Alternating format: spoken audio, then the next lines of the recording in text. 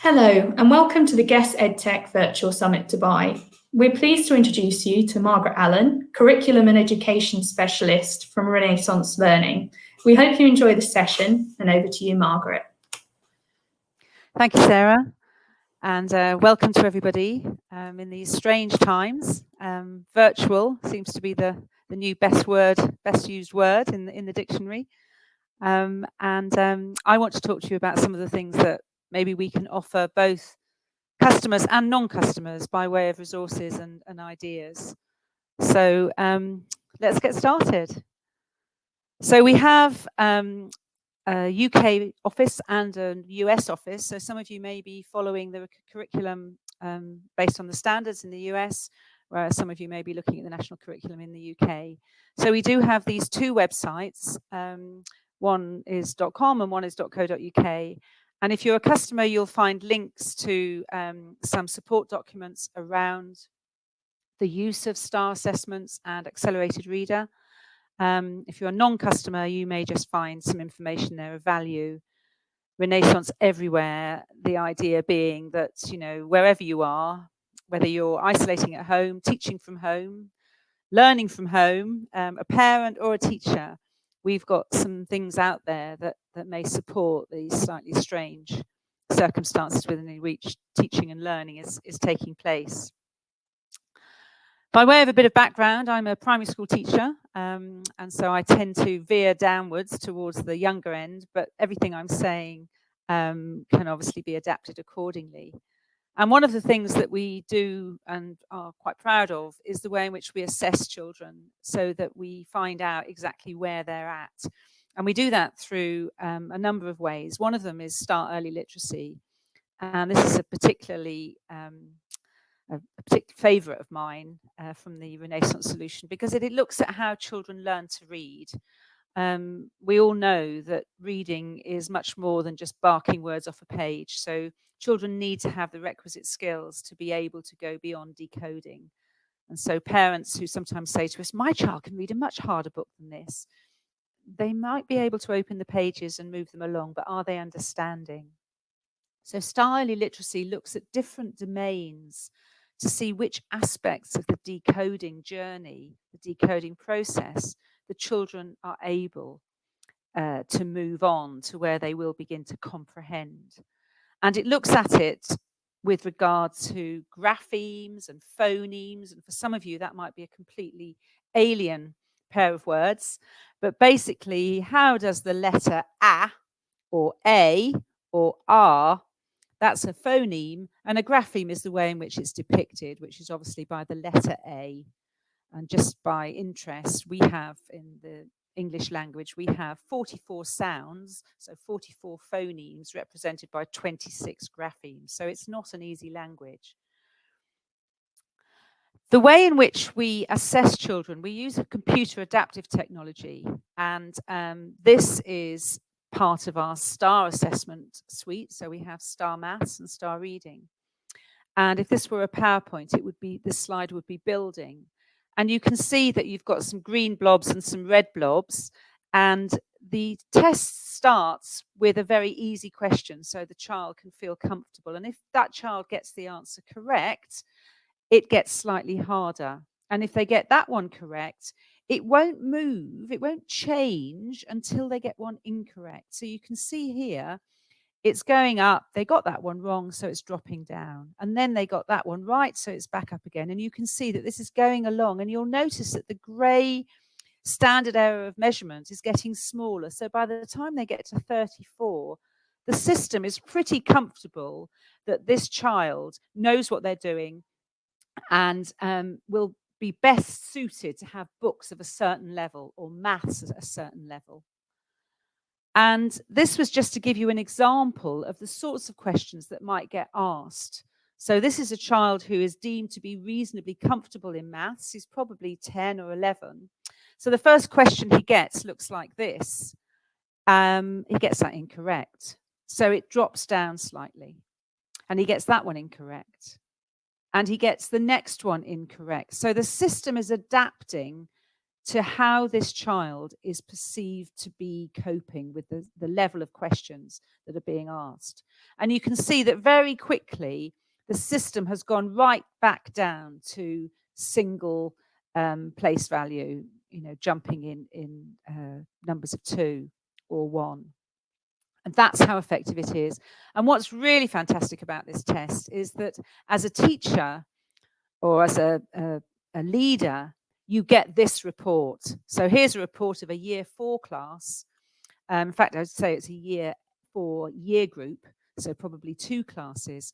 And we can see within half an hour, the children are depicted by these bars. So here are my struggling children, my red and yellow children. Here are my high achievers. Here are my at benchmark, so this black line showing the benchmark level. And then these are my on watch children. I often call those the smilers, the ones who you think understand, but it's not until you really start interrogating them and talking to them that you see that they don't.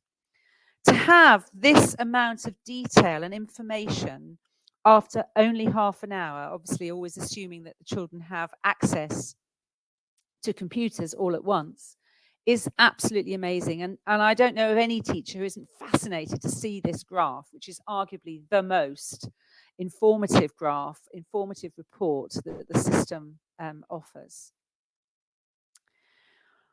If they've sat a star reading test, the results of that test will then offer the children an indication of where they're best suited to be reading. We use Vygotsky's ZPD, and Vygotsky said that children who were in that zone of proximal development, so information should be not so complicated that they get frustrated, but not so easy that they quickly get bored. So in this particular example, we level our books, and I'll talk about that in a moment. And what we're saying is that this particular child will be most suited to books that are a level between 3.2 and 5.4. We like to offer them the whole range. This isn't a scheme. It's not books based on a scheme. It's we've got 38,000 quizzes in the UK and over 200,000 in the US. And basically, these books have been leveled by a well-rehearsed piece of software which says this child will get the maximum benefit from reading at this level. Not too hard and not too easy. That's not to say they can never read a book that's slightly out of their ZPD or maybe a bit easier. We all need those quick reads.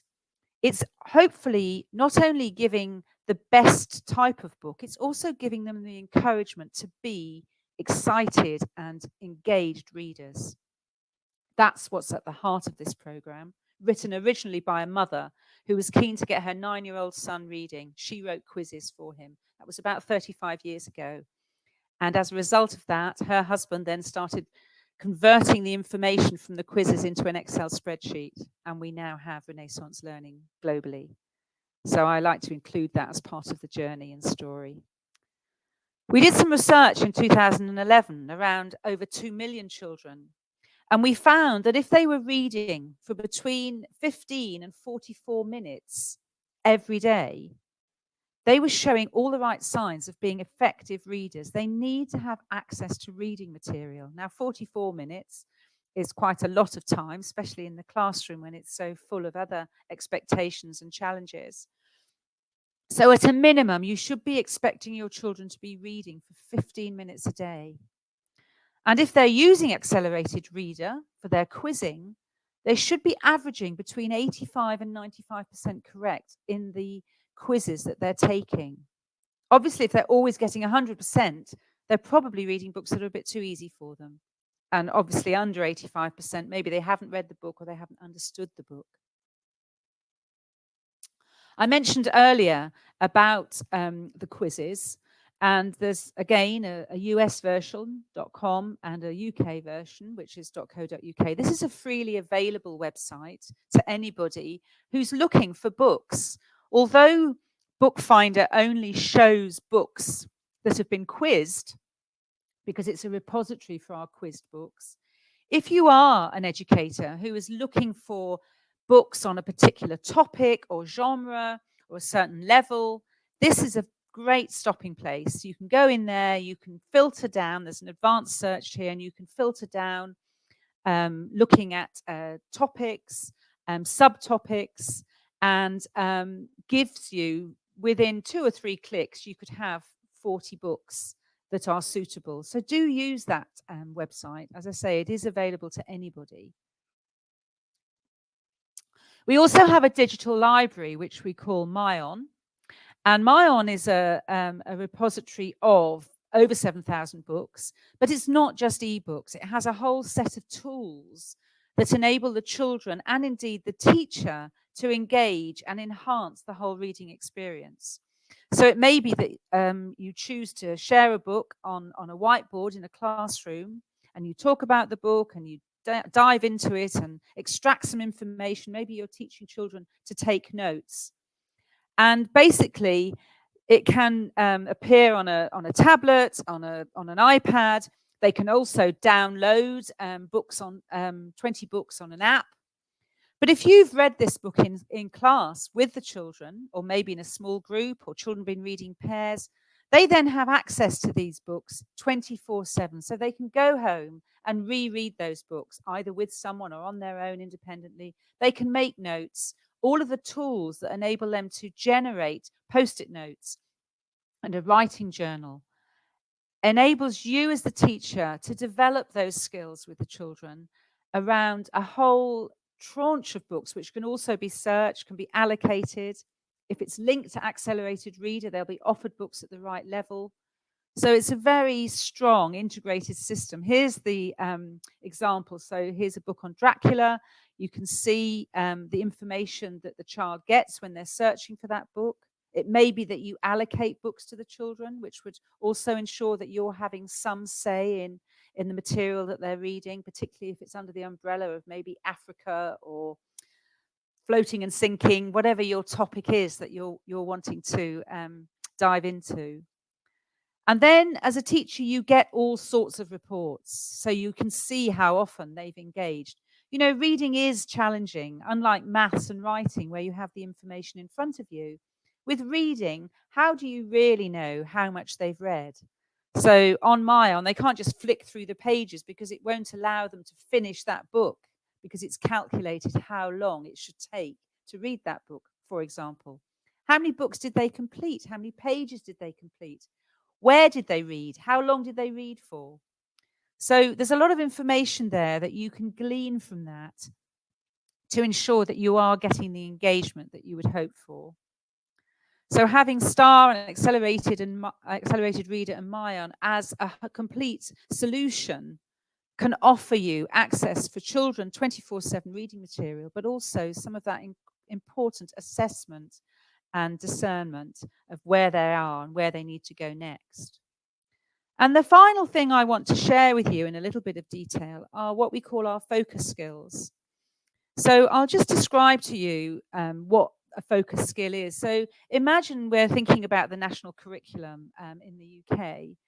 There used to be schemes of work, there used to be key learning objectives.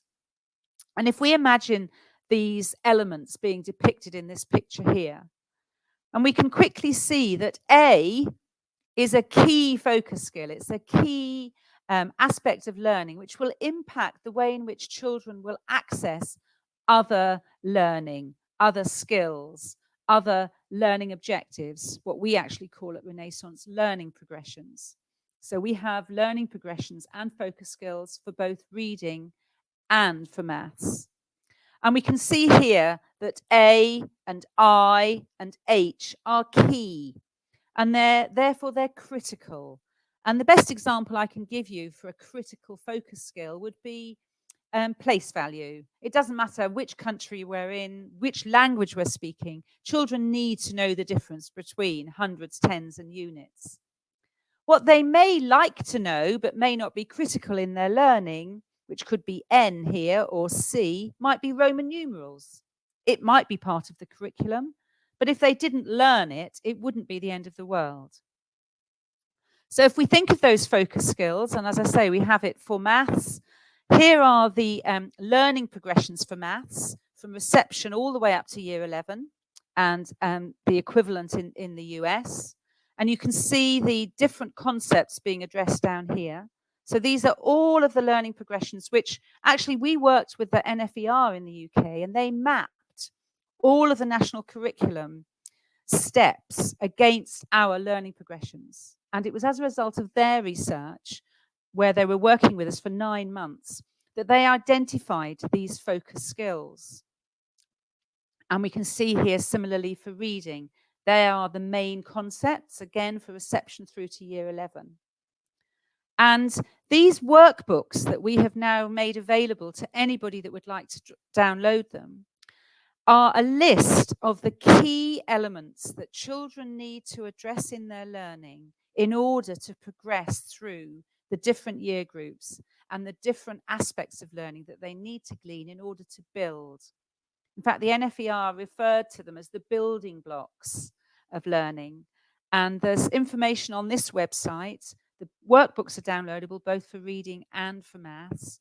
But there's also a short video, a short webinar recording, which will talk in a little bit more detail how you can accommodate these focus skills within your lessons when you're doing your planning, when you're preparing your materials. And I would urge you to download these workbooks, because they're a wealth of information. They really do identify those building blocks throughout the year groups. And you may be interested to know that it's about 28% of the learning progressions are focus skills, both in reading and maths. I think there's a slightly fewer in reading.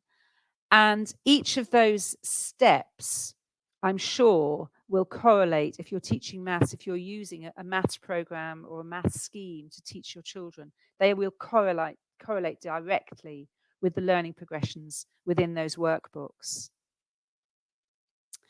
If you are a customer of ours and you aren't part of our Partner School program, I'm here to promote the Partner School program. It's an opportunity for you to meet up with virtually, probably beyond COVID or not, because it is a global initiative.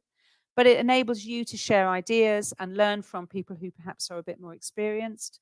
But we are looking for a whole range of different understanding. We're not looking for expert users. We are really looking for a range of different people who would like to share their expertise and their knowledge more widely. Having a community of schools using the Renaissance solution. And you'll receive a plaque and a certificate. And we have hosted several online events where people have shared some ideas and some suggestions and asked questions of colleagues. And equally, if you're on social media, please do follow us. It's the one occasion in life where you have authority, you have permission to lurk. And what I mean by that is you could have a Twitter handle or a Facebook account, and you can follow us and come and see what we're talking about. But more importantly, come and see what our customers are talking about. Get some ideas. People are so keen to share their success and their knowledge. So please do follow us on Twitter if you aren't already, and come and see our Facebook pages. And it just finishes with me to say thank you so much for listening. I hope you found what I've had to say helpful. I appreciate that some of you, it will make more sense to some of you than others, because some of you aren't customers. If you're not a customer, then please do come back and talk to us at a later date in any way that you'd like to. Thank you very much. Thank you, Margaret. That was great. It was so interesting to find out more about Renaissance's solutions. Any questions about anything you've heard in the talk, or if you want to find out more about the materials talked about, you can connect with Margaret and Renaissance Learning through the networking system on our virtual event platform. This is just one of many on-demand videos that you can watch at any time. And we've also got a full programme of live keynote and panel sessions across both days. Don't forget to connect with us on Twitter for the latest show updates at Guess Education, and use the hashtag GuessEdTech. We hope you enjoy the rest of the event. Thank you.